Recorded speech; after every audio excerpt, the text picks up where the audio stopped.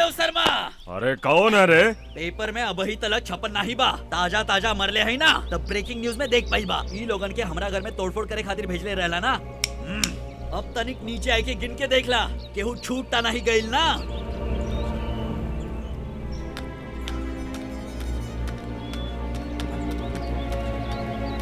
माने के पड़ी के तोरा में हिम्मत वाला नहीं होती ता राउर बिटिया से प्यार कैसे करी? और वो बात कहे खातिर राउर घर तक भी आ गई। ऐसन धोलाई करबा ना। नाली है ससुर जी चैलेंज, नाली है ससुर जी चैलेंज, नाली है ससुर जी पंगा, नाली है ससुर जी चैलेंज, नाली है ससुर जी चैलेंज, नाली है ससुर जी चैलेंज, नाली है ससुर। जाना तानी के रउआ हमरा ऊपर हाथ नहीं उठा सकेली। होके वाले दामाद पे हाथ उठावे से राउर बिटिया के दुख होगी और रउआ अपना बिटिया के तकलीफ देख ना सकेली। तू हमार कैसे दामाद बाड़े रे? तोरा संग हम अपना बिटिया के बिया ना करवाई। कैसे ना कराई? राउर बिटिया नाबालिग नहीं बालिग हो चुकल बिया और हम भी बालिग हई, बुझली? कानून भूल गई का? कानून भूलल नहीं, हमरा पास पैसा बा। हम अपना बेटी खातिर कब्बो रिडक्शन सेल से जूता तक ना खरीद ले पानी। तो का हम रिडक्शन सेल से दूल्हा ले आई? दिल वाला तो दुल्हनिया लई के जाई, ये हमार चैलेंज बा। रउआ अपना पैसा के दम पे अमीर दुल्हा जरूर खरीद सकेलन, पर कोशिश कैला पे भी पूजा की खातिर प्यार नहीं खरीद पाई। वो सिर्फ हमरा ही शोरूम में मिली।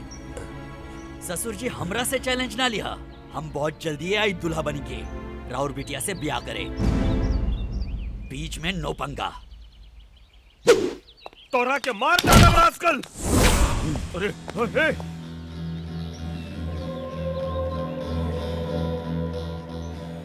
कुछ बोलत नहीं बानी है, राउर इज्जत करेनी है खातिर ससुर जी। आइंदा अजय से पंगा लेवे की कोशिश कइला ना तो समझा दे अजय के बाड़न।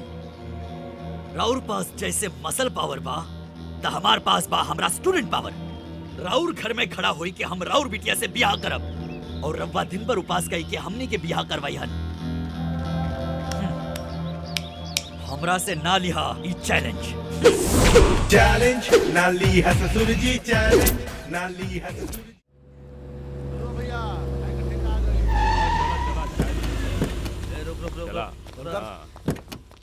चली गलुआ भैया, चल के चाय पियल जाए। हम गाड़ी से उतर के चाय पियब, जो केहू से भिजवा दे। आंधार हो गईला फिर भी रौब नहीं गईला। हाँ बोल ले। कुछो नहीं, बैठी भेजा तानी। साला दोनों हाथ गईला के बाद हम एकदम फाटल चप्पल हो गइल बानी।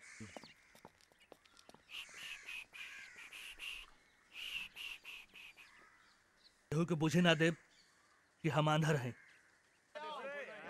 ए छोटंकी 5 चाय और बिस्कुट दो। बाहर सफेद गाड़ी में एगो आना नमूना बैठल बा, ओकरा के चाय और बिस्किट दे के आवा। कड़क चाय भेजिए रे बाबू। मुन्नी बदनाम भइल छटन की तोरे खातिर। ओए छोटंकी, चाय दे आओ ओकरा के। ओके बॉस। मुन्नी बदनाम भइल छटन की तोरे खातिर, मुन्नी बदनाम भइल छटन की तोरे खातिर।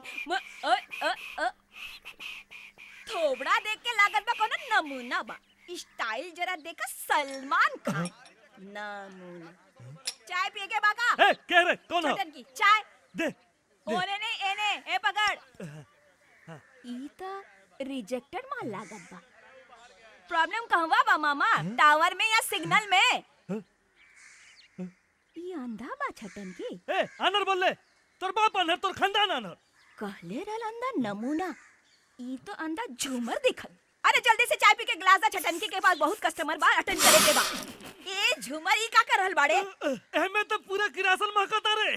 केरासिन तो चाय के फ्लेवर बा, कॉफी में तो पेट्रोल के फ्लेवर मिलेला। मुन्नी बदनाम हुई छटन की तोहरे खातिर, मुन्नी बदनाम भइल छटन की तोहरे खातिर। अचानक शटर डाउन कैसे भइल? अरे वो तो झूमर बा दिखत नहीं। मुन्नी बदनाम भइल। चैलेंज नाली है साला चैलेंज, नाली है साला चैलेंज, नाली है साला पंगा, नाली है साला।